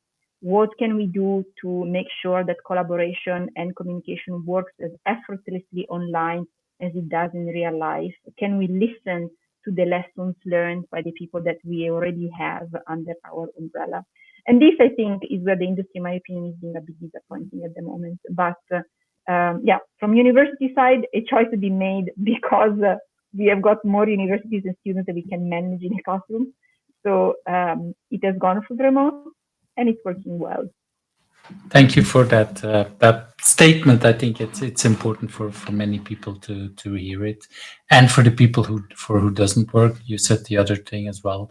Look then for the companies that are doing it in a different kind of way. But yeah, I think the more global, the more bigger companies these days will, or that have customers around the world, might be working much more remote in the future. At least that's Mm-hmm. also what I'm seeing. I want to move to that next question, and I think you have a little different hook to this. So this is the question about what's a book you have read, and you asked me if you could not talk about a book, but if you could talk about some of the research and some of these things. So let's talk about some of these things. What is some of the research that you encountered recently that you want to talk about? So, as mentioned, no book for me. I will also give a qualifier to that. Some books are obviously heavily imbued by research. Some books are, essentially published PhD theses at times. But I also find that on the other hand, many others are the fruit of that personal experience that, in my opinion, is skewing agility perhaps in the wrong direction nowadays, away from can we look at larger numbers that we have available. Therefore, for that reason, no book for me, but I have brought three academic studies, some old, some very recent, as exemplifiers. I premise that there are many, many, many more that exist out there. Academic research in agility was pretty new 15 years ago for sure, but is not so new today. So there are lots of studies that one can read about, for example, application of agile methods and their impact on software development. which is not a topic that I have decided to bring to the table today. So if anyone listening want to have a look around, I'm sure that there is something for all flavors. But these are the three that I have brought. First was a simple study from 2013, comparing workshops versus self-study as a learning tool for agile development principles. And I think I Um, took a screenshot from what I think is the one yeah, that you're talking about. that's This the one, one. right? This study is available for download online, so no difficulty in accessing it. And I'm not going to go into the details of the study, but even if the sample taken at this study, which I believe was a study conducted at one of the Agile conferences, so this was by a Japanese team back into 2013. But essentially, what a study like this can tell us is that workshops have got a quantifiable value that can Mm. help us bring around, for example, those naysayers, those skeptics who are saying, do we really need to spend this time on this workshop? Or, for example, someone in leadership who says, do we really need to keep spending this time on this workshopping software? Is it not just a bunch of sticky notes? And this is a kind of study that can help bringing around any detractor of workshops on board. So this is no longer something that is fashionable, is something for which we have data for. And in particular, what this study highlighted is that if you try to learn the essentially agile development principles on your own, you're going to be less effective than if you do it through a workshop. And this is a pretty salient example, as so many of these workshops are conducted in companies around the world every day. So how should we impart that knowledge to our people? And a workshop, and perhaps the need to have an agile specialist who knows how to deliver an effective workshop becomes more of a need and something that we start to Mm. value more because there is data to back it up. I really like Um, that, and I think, yeah, I've done or created a couple of workshops with my father and with other people. One thing I wanted to add to that is what I've seen in other kind of workshops is that sometimes people don't think about to debrief because they'd say, "Oh, we just do a game and then people learn." No, you don't learn mm, miraculously. You still need to debrief and look with people. What did you learn from that? I mhm. reading the when you put the link, I don't know if they researched that, but that would be really interesting to see if things like that are I don't think being. that this was the subject of this study, which was pretty simple, but this is why I wanted to bring it as an example. I think this is of immediate understanding to anyone. It's a pretty binary scenario. Should we use a Mhm. workshop to teach agile development principle? Yes, no. And the answer is a yes based on the results of the study. But there are others. The main assignment that my agile coaching Scrum Mastering students need to do each semester is a workshop. So I teach them every semester how to do a workshop. And yes, there are many pitfalls that one can encounter. Is not the case that making a successful workshop is the norm. I think that making a problematic workshop is the norm. So yes, there is knowledge that needs to have been gained to do that well. But nevertheless, I Mhm. think it's really important to know why we are going in this direction rather than self-learning, for example.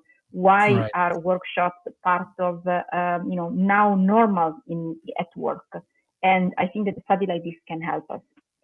I'll move to the second one, which is Mhm. a proposal for a scientifically founded agile assessment model.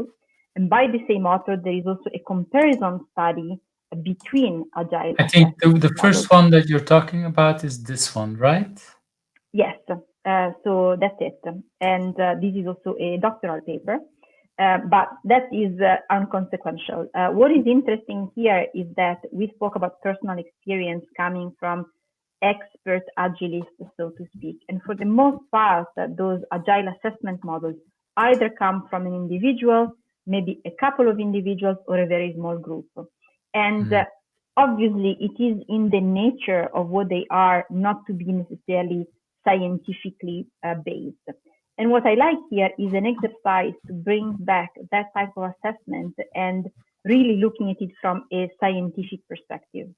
And this may be great inspiration for any of us who is trying to do an agile assessment model at work. Many of us have done them in the past, and we had to randomly choose something. The fact that there is a study comparing them is already really valuable. And the fact that there is something that was based on science may once again help us with any detractors or people who are skeptical about investing the time and the effort.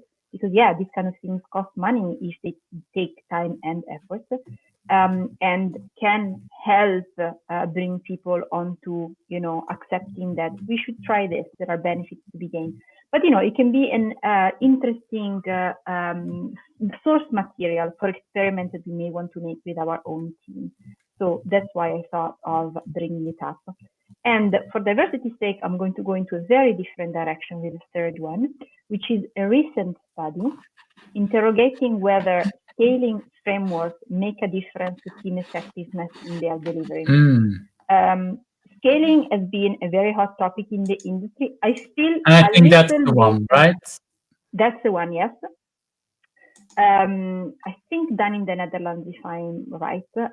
But so scaling, very expensive exercise, time consuming, costs a lot of effort, costs a lot of knowledge, and that may be actual physical money. People need to go onto courses, or time and effort need to be spent in order to make them understand how to operate at scale. And your agilists of the situation, the Scrum Master and Agile coaches, have this mandate to dialogue with leadership exactly about topics like this, as well as many others.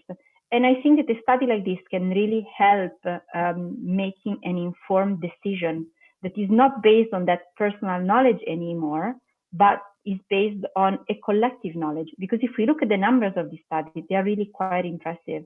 I think that there are more than 15,000 respondents who replied to the survey, 4,000 teams, 1,800 stakeholders.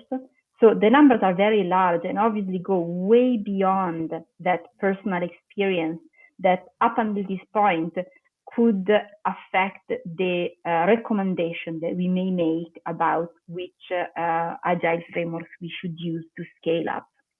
So I think that this is the value of studies, to bring in either new knowledge or a reason why we do things, or that kind of very, very, very broad experience that nobody can collect in the span of a lifetime.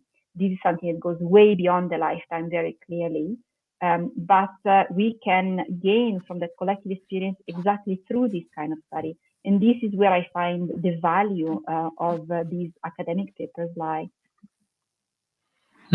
I really appreciate it. And indeed, Christian Verwijs, who is one of the people from that last research, is from the Netherlands. So, but I think the other one is a professor from Denmark, if I'm correctly. So I don't know where that.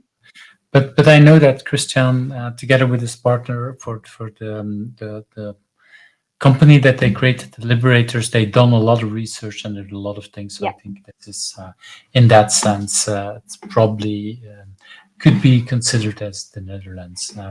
I've worked a lot, or I talked with them recently as well for a couple of other things. So that's why. So I'm in a way, I'm glad that you bring these people on as well. And so thank you for bringing again some diversity, not books, but then more research and other kind of things, and some diversity with that challenge that you said earlier on, and bringing people to look much more into research and into much more of that kind of things. And I do want to add to basically what you said earlier on, also challenge everybody who's here, reach out to universities, reach out to people that, because they're looking for places to do research, and they're looking for places where people who can help out. I know that I've helped also locally for not PhDs, but other kind of research that people had to do at schools, because I know that they look for people and they look for places where they can do some of these things. So really important work there. That will, in the end, will feed back to our community again and help all of us. So thanks for bringing that that back to the community. I think that is important. I want to move to, for me, always one of the most interesting questions, and with this conversation that is so diverse and going on all kind of directions, I'm actually looking very forward to that kind of thing. Is there a question that I didn't ask you, and what do you think I should also ask you, and what is the answer? Since you've got a very diverse crowd of agilists that you interview, I think it would be interesting to ask such a diverse and knowledgeable crowd, how do they imagine that agility will evolve? So what is it Mm, that sits, in the future? I'm sure that other people have suggested this question, but this is something that comes to mind probably in light of the answer that I want to give to this question. mhm, I have the impression that in the current economic situation in Europe, which is not one of infinite wealth and infinite desire by companies to spend money, agility is somehow at risk.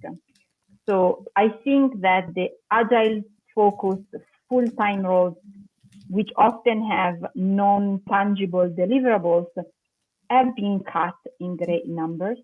So lots of people have found themselves losing their jobs and having to find something else when and if possible. And I think that in that evolution, it would be interesting to have a system that tracks and brings to light benefits and non-tangible deliverables by the agile roles of the situation, by your scrum mm, master, by your agile coaches. I think that we need perhaps a unified system on that allows us to express this is what we bring to the table. It's not going to be code. It's not going to be any evident shortening of our delivery timeline, but instead is X and Y, and this is how it expresses itself. So I think that this could benefit the industry and shed more light on the work and the contribution that your agile roles provide.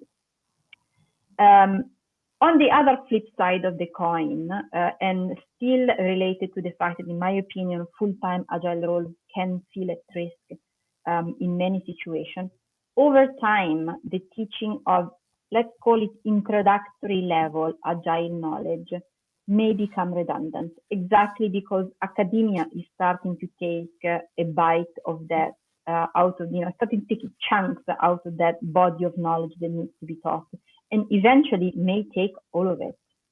So this may further threaten the existence of full-time agile focused roles because companies may say, oh well, if this stuff is acquired in university, why do we need the Scrum Master agile coach of the situation? But instead, I feel that this could be an interesting direction that agilists can evolve into because they can easily adopt and adapt to finesse their teaching for a more educated crowd to read to reap more sophisticated benefits, if you see what I mean. So we mm. may need to look at other aspects or perhaps specialize in specific disciplines.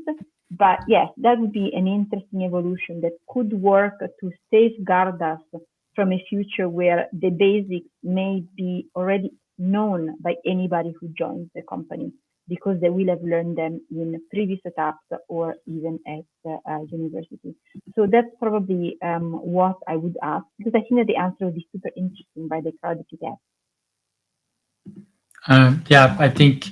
Well, it's interesting. This whole series started out as on my blog more than 10 years ago, and when I asked this original question, it moved in all kind of directions. What were people Mm-hmm. wanted to know?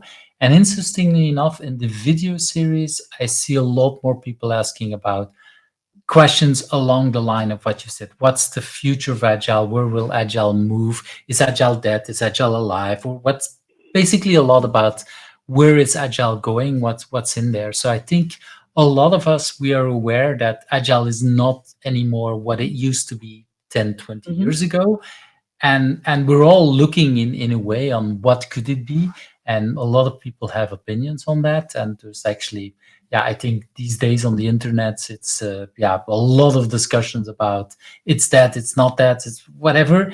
But even the proponents that think about still think it's alive, everybody thinks it's, yeah, we need to think what's really that future, and what is so core to that. So I think a lot of us were asking, and I think, yeah, for the people who are watching here, if you watch multiple of the videos, so you will see that many people have different kind of opinions, but are very similar, wondering about what is agility, what is it.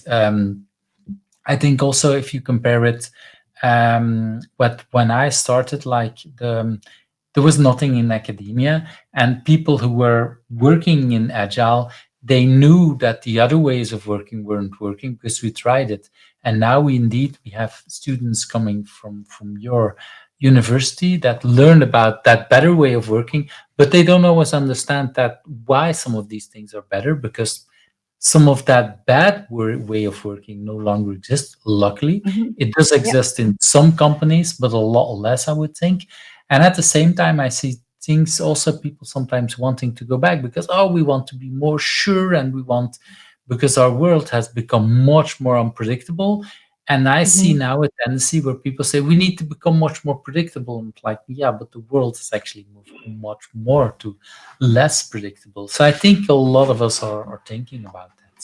So thank you for that question, and that yeah, that Uh, answer. I find really interesting something that you said. For example, for me, it's really difficult to explain the value of agility to students because it makes no sense for me to compare it with waterfall.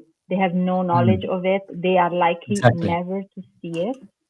And I empathize a lot also with what you're saying that once that knowledge starts to disappear because people have never worked with it, and this is not necessarily true for 23-year-old students, it may also be true for the 30-year-old person in the workforce.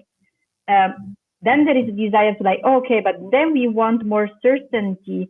And to me, even if I have no knowledge of waterfall either, I have not worked with it ever. I've just learned what it is, but I have not had that experience myself. But essentially, there is the feeling of the danger that we could return to that method because it Hmm. feels that it could give us that certainty that we crave despite the fact that we know that it has failed so often, and there are academic and non-academic studies and statistics that can really show how that was a disaster.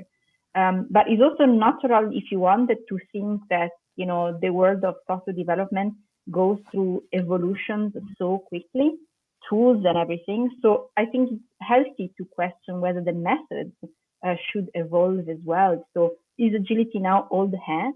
Should we introduce something else? What is the successor? I think that the question is legitimate. Um, Obviously, I think that some opinions are quite obviously polarizing and polarized, and some are perhaps a bit on the extreme. The question that I have for you is that since you have done all of these interviews, what is the general opinion in your head? Is agility dead? Is it surviving but barely? Is it about to have a renaissance? What's your opinion? Um, well, the one of the things about disadvantage of publishing every week is that I hardly have time to collect data about all the answers. So that's one of the regrets. I started in the beginning collecting a lot of answers, but I really, this is still a one man show or a one man project, and I literally don't have time to collect a lot of data. But in general, I would say the feeling I have is that very similar to what you're saying, that people are feeling like, okay, maybe the answers from agile, the way they were invented 20 years ago, don't work anymore, but these answers that were given before are much worse. um, Something that I've seen, and I've discussed it already a bit with a couple of people here, is that during COVID, I've had the feeling that a lot of the agilists were much better prepared for the whole world, that shift that's happened. Mm. Like immediately, we had to stay home, and nobody liked all the things that were happening. We hated, well, most of us, we hated all The the upscale and the ways. changes. Exactly.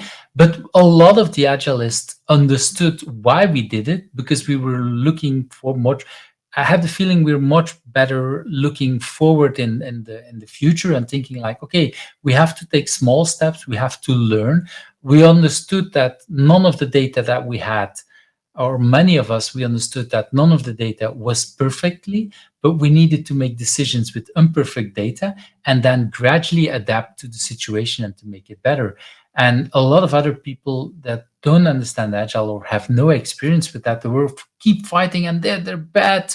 They what they do is bad, and yeah, of course, if you look back now 2 4 years later with much more data, we can see that some of these decisions were bad decisions, but with the data that we had, it was a very reasonable decision. And at the Mm-hmm. same time, I do think because we were with so many countries doing different decisions, we kind of have a scientific way to look back. And I do hope and I assume that it's happening that researchers can look back at all these kind of data with all these kind of countries. And we can look back if we have another pandemic. Okay, these kind of decisions that help, that kind of thing. If it's airborne, maybe that kind of decision helped and this kind of Mm-hmm. decision doesn't. And in a way, again, scientifically, it will help us improve.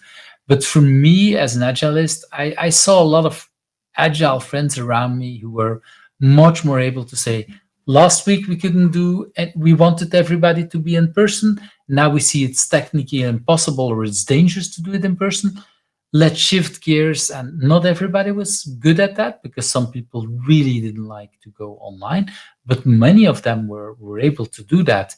And now we're returning. And in that way, um, yes, agile is different than it was 20 years ago, but the whole mindset, the whole thing, a lot is still there and is still Mm-hmm. valuable. Um, and at the same time, like you say, or like I said earlier before you, I think it's just like the request for more certainty. It pops up, but I think it's never. I don't think it's the solution. And I think Mm-hmm. many of the people who've been here on the show say the same thing. It's the certainty.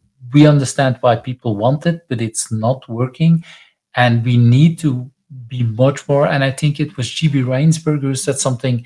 Uh, I much rather take, if I have to choose between two decisions that he said, I prefer to take a decision where I can roll back my decision to something else rather than be Mm-hmm. looking for the perfect decision, because that perfect decision it doesn't exist, So not with true. partial data. But if so, I'm looking, that's what GB said, I'm looking for solutions where I can change how is it easier to roll back some of my decisions and to in a safer way and whatever. And I think that's where agile is moving, and that's what I heard from a couple of people.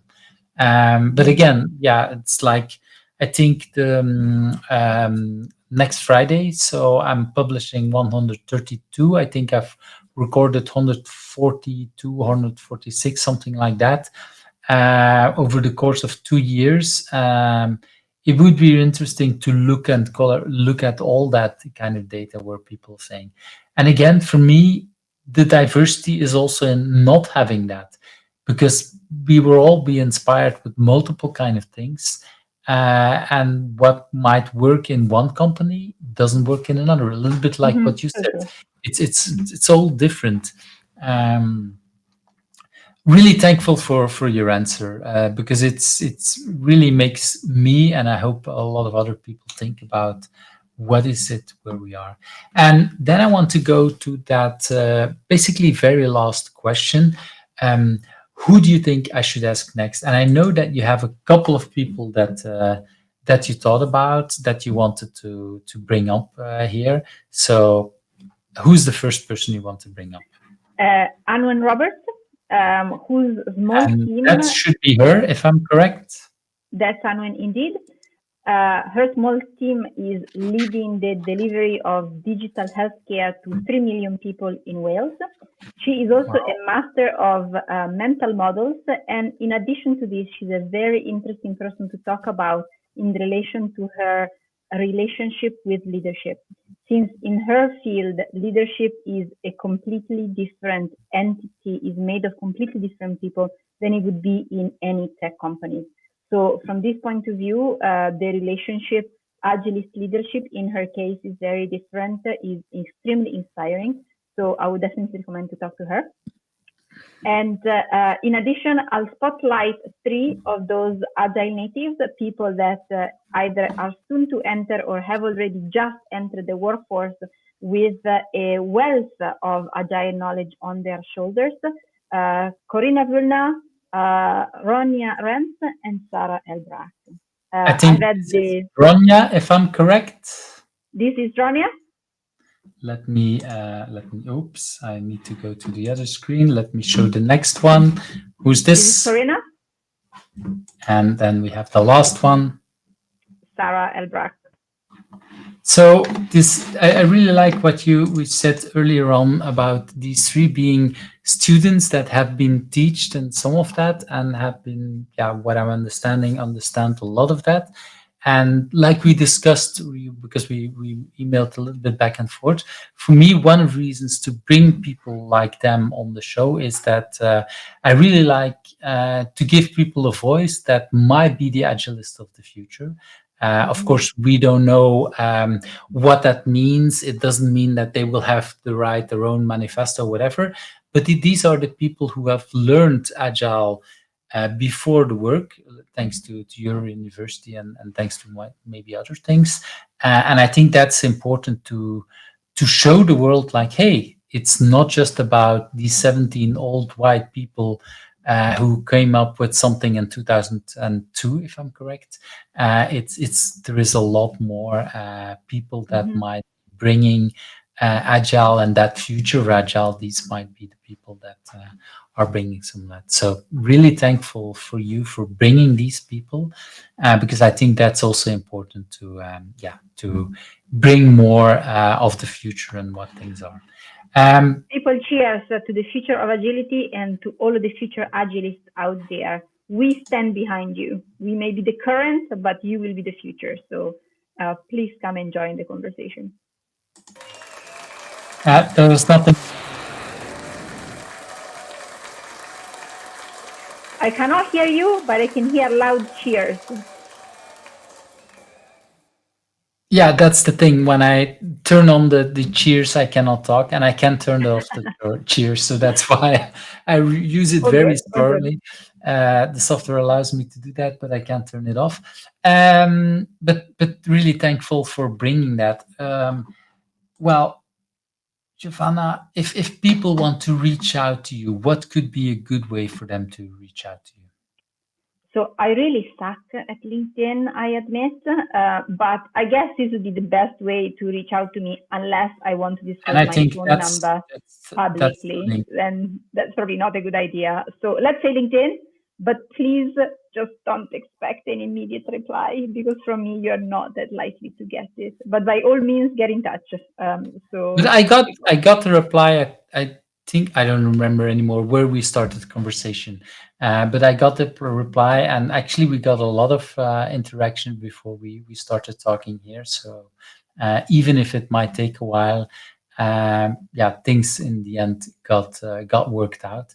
It's been a wonderful conversation. We just talked a little less than 2 hours, I think. So it's been a wonderful conversation for me. I'm glad my camera only had a very short moment that it went out. I opened all the doors and the windows in my office so that I got to make it a little bit better. But it's interesting that at 10 o'clock in the evening, it's still that hot. But yeah, for me, it was a very interesting conversation. So thank you very much for spending that time with me. Thank you for having me. It has been great to have a platform to discuss something that I admit has been probably a bit left field for many agile specialists, so to speak. I've also had some pushback from some of them in the past. I think that they had the fear that this agile knowledge spreading in university was kind to essentially eat away at their jobs. And I'm glad that there is no such fear on this platform and that we can discuss this topic without much apprehension. This is going to happen no matter what, whether I do it or someone else does it. So I think it's important to be aware and also cherish and appreciate the work put in by the many researchers out there who are working away, as well as the many students who are working towards gaining this knowledge. So I really appreciate having had the opportunity of showcasing what we do. Well, thank you for that time. Thank you for spending it. I definitely hope it will inspire a lot more people to help out and jump into that these kind of things. So I really appreciate that you did that. And for me, this is the kind of things I was hoping for in this kind of thing. So I'm really happy with this evening. So Very glad that you are. That's great. thank you very All right. much. You're very welcome, Eve. Have a great rest of your summer evening. Same to you. Bye Thank bye. you for watching Who's Agile, where the stories of agilists come to life. I hope you liked today's interview. Subscribe if you're not subscribed and want to get to know other agilists.